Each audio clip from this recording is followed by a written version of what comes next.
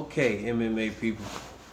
So we have an issue with the word dominance, and it seemed to be misinterpreted by who else other than our own very own Chael Sonnen. Again, dominance is not just how bad you dominate your opponents. It's how long you dominate your opponents. It's how, when we talk about the dominant empires of the world, we talk about the empires that reigned the longest throughout history, throughout human history. So why now are we changing the definition? Oh, who had the most 10-8 rounds? Who had the most 10-8 rounds? What? Okay, if we want to add that in there, that's fine. But it can't just be based on that alone. Okay? GSP, most dominant? No. Okay? GSP is not the most dominant. If you want to say he's one of the greatest, I agree.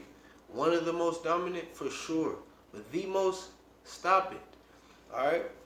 So, Chael's list. GSP, Khabib, Francis Ngannou, Shevchenko, Amanda Nunes.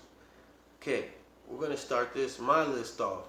We're going to have Jon Jones, okay? Jon Jones, 15 title fights, title victories, not just defenses, not just fights, title victories, okay? That's in the octagon alone. Okay, that speaks for itself. That's not. I don't feel like I should even have to spend too much time explaining that. Okay, we're talking a guy who's never been beaten for real, not just for commercial, for the gimmick. Has never been beaten, all that stuff. No, Jon Jones really hasn't never been beaten. And the one loss he has in his record wasn't somebody he lost to, somebody he got disqualified in.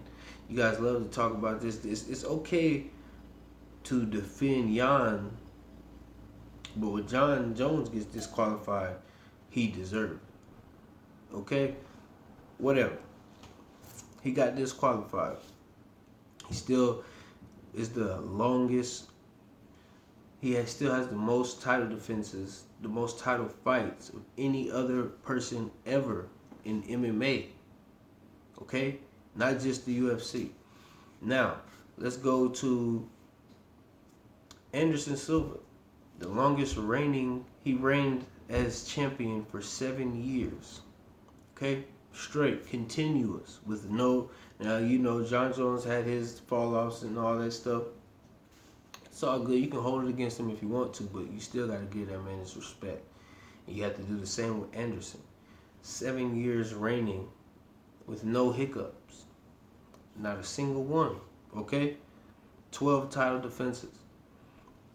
We move on. Chris Cyborg.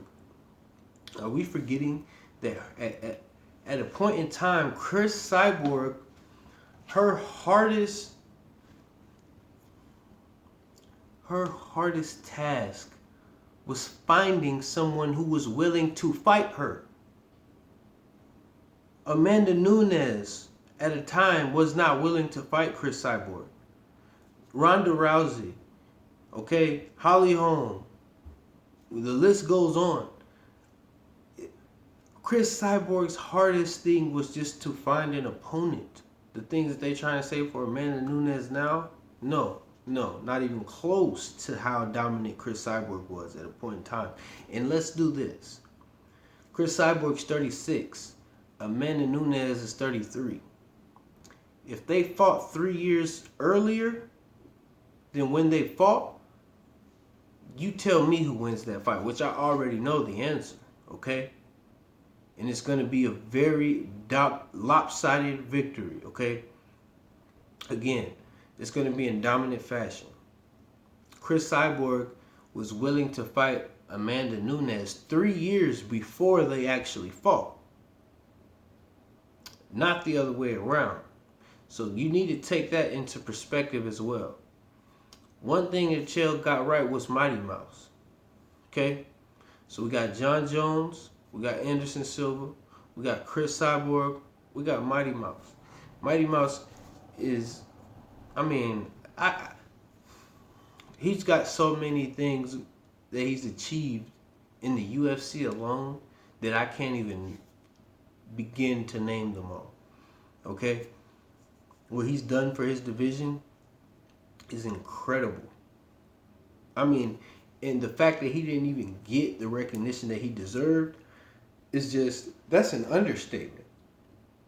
It's a tragedy the way that Mighty Mouse has left the UFC organization. Although he's went on to the ONE FC and claimed gold over there, it's still devastating the fact that he is not accredited what he is actually deserved to be accredited for. Now we have Shevchenko, who I have on my honorable mention. Number 5, I have to give to Daniel Cormier, who cleared out the entire light heavyweight division. He came in as a heavyweight champ, went down for Kane. Okay, he went down to light heavyweight for Kane, his training partner and best friend. And then after that, he cleared out the entire light heavyweight division, moved up to heavyweight, grabbed the heavyweight title, and defended the heavyweight title. Okay? That's dominance. Khabib's never moved up for a reason.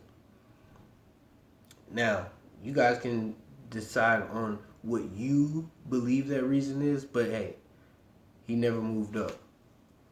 So that to me gives Daniel Cormier the edge over him. So that's my top 5. That's a real top 5. I'll holler at y'all in the comment section. Let me know what you think. Write y'all top 5 in there, you know. We can have this dialogue for a while if that's what we got to do.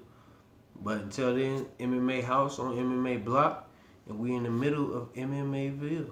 And yes, we keep it real.